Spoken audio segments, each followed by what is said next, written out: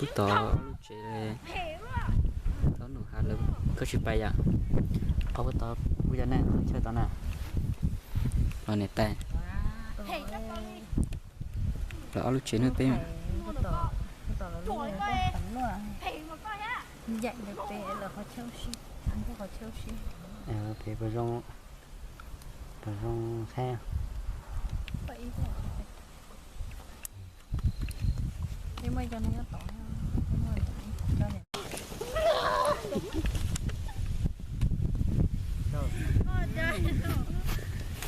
Có vợ cha đông play nè vợ chụp hình đó. Đấy, chói. Chó muốn đầu tua chạy mua được tua thế. Chả có chuyện đâu có chó lọ. IAT. Cả nó ghê. Thôi, mua thôi. Cái nào chỉ nhau rồi. Cái nào chả gì mua được tua hết chó cũng mua lại tua. Hai đứa nó chơi Xe lỡ bởi vì đó nặng nông play cho nuôi gió kia nông bỏ xịt trả nữa dạo ơn từ nè chứ không mó dạ sẽ hình tàu tua phải chụp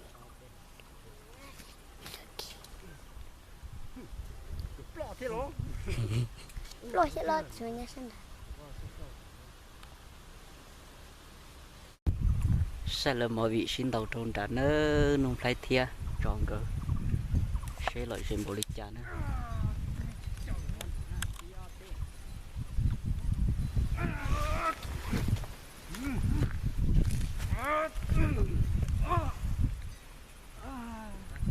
cho tua luôn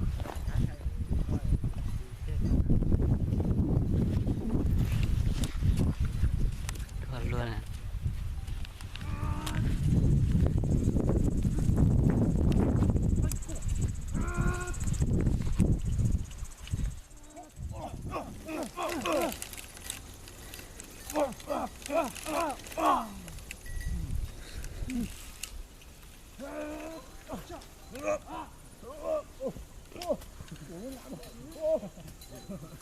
nông play chúng mình giờ vất tứ nó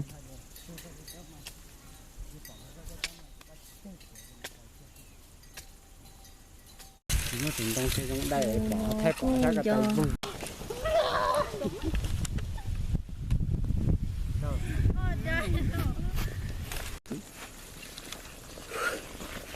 Lúc cờ này chị ấu đấy ổn cờ nó để năm cờ Là cái thứ chát lọ thế nào? hòn nắng cho chị ấu thì bỏ chị ta đi con nắng này này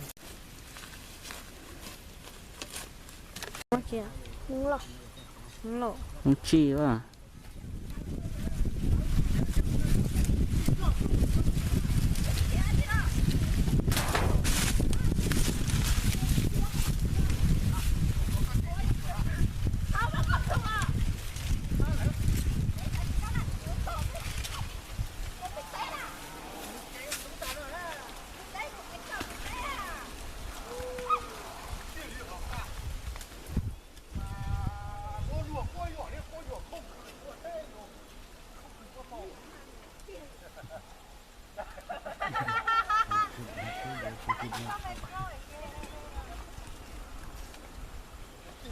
Không phải mà có tuổi thì có nhỏ sống đâu phải để anh nhỉ cho tôi tăng này cái vật thầu lọ thế nó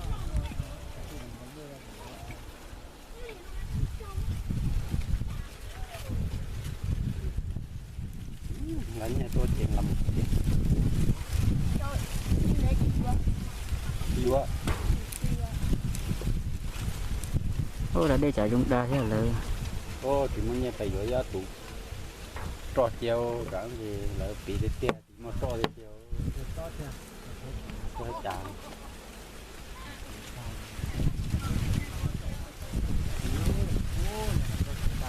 có cái sao để cho tủ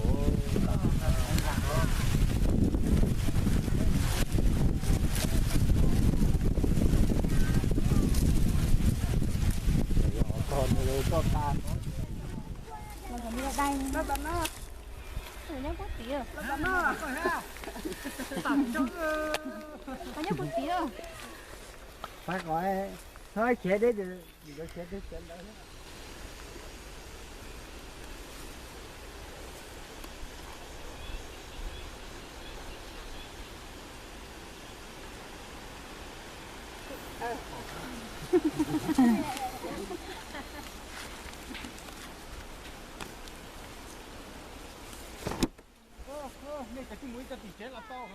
tí tỏ chế đây tao nụ hà lớn có chụp bay à có cái tao bây giờ nè chơi tao nào rồi này tay